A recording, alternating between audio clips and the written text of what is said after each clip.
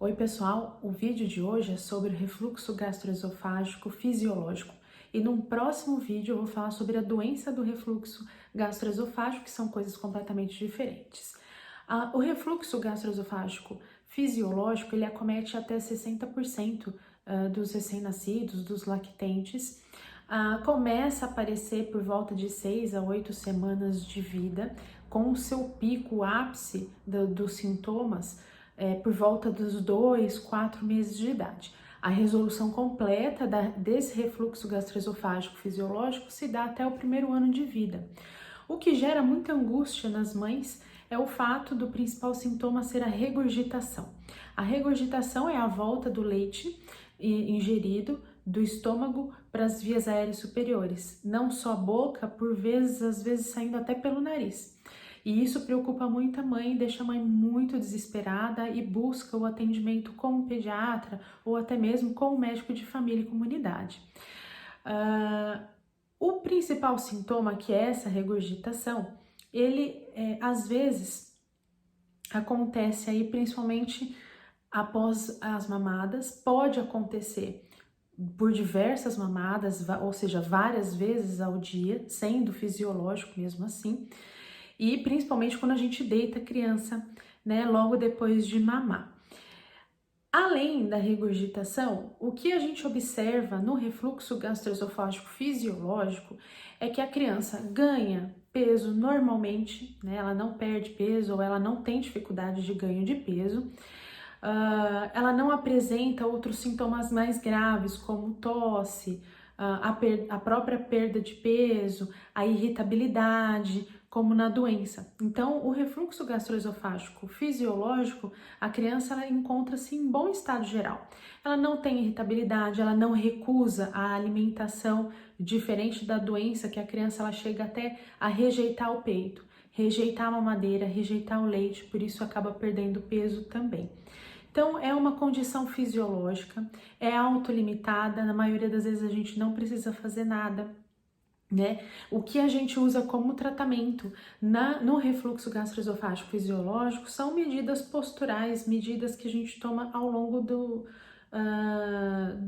dia da criança.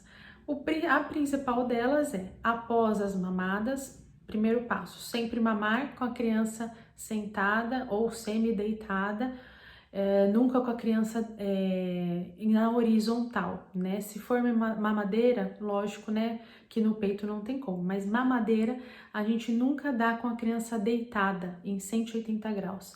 Sempre tem que estar um pouco, pelo menos inclinada a 30 graus. É uma das medidas que a gente toma. Enquanto está no peito, a gente não tem esse problema.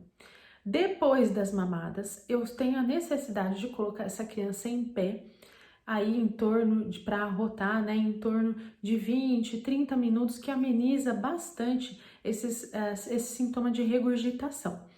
Essas são as medidas que a gente utiliza para a gente evitar o refluxo gastroesofágico fisiológico. É legal? Não é legal ver a criança regurgitar. É a mesma sensação de quando a gente tem aquela azia, aquela queimação que sobe, é a mesma sensação que a criança tem quando regurgita. Então, é ruim para a criança mesmo sendo fisiológico. Então, o nosso tratamento são essas medidas. Sempre colocar para rotar, ficar em posição mais elevada, cabeceira da cama mais elevada também, a pelo menos 30 graus. Nós não utilizamos travesseiros ou qualquer outro objeto dentro do berço, que isso pode sufocar a criança. O que a gente orienta é colocar por baixo do colchão um travesseiro, um cobertor enrolado, para que essa cabeceira seja elevada. Isso ajuda bastante também.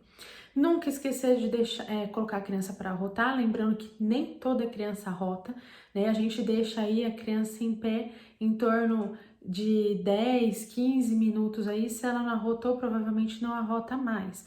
Quer dizer que não entrou ar durante a mamada. Isso é uma coisa boa até. Então, nem toda criança arrota, ou então nem toda mamada a criança vai arrotar. Além disso, o que a gente pode colocar como outras medidas que a gente, às vezes acaba, né, alguns médicos acabam prescrevendo a mudança de um leite. Se não estiver em aleitamento materno, a gente pode orientar a troca da fórmula infantil, né? Sempre, então, procurar um médico para troca da fórmula infantil, que são as fórmulas anti-regurgitação que a gente tem aí no mercado. Mas, para o refluxo gastroesofágico fisiológico, basicamente a gente não utiliza medicação nenhuma. Não é indicado a prescrição de medicações. Lembrando, então, que para eu fazer o diagnóstico, eu preciso procurar um pediatra. Aqui são só dicas e de forma para acalmar vocês, né? De não desesperar. Que toda criança regurgita, né? Ou pelo menos a maioria delas regurgitou ou regurgita alguma vez na vida, né? Então, sempre procurar um pediatra. Mas o refluxo gastroesofágico fisiológico, a criança sempre vai estar em bom estado geral. Se seu filho está bem, ele não recusa o leite, ele mama tranquilamente, ele não é uma criança irritada, ele está ganhando peso bem, não se preocupe, provavelmente é fisiológico, é normal e isso tende a melhorar espontaneamente aí até 1 ano de idade. Tem o seu pico, lembrando, entre 2 e 4 meses. A partir de 6 meses de idade, com a introdução alimentar, isso começa a ter uma grande melhora. E também a criança ela fica mais sentada, mais tempo sentada e não tanto tempo deitada. E não perca no próximo vídeo, então a gente vai falar sobre a doença realmente propriamente dita do refluxo gastroesofágico, que aí sim necessita de tratamento.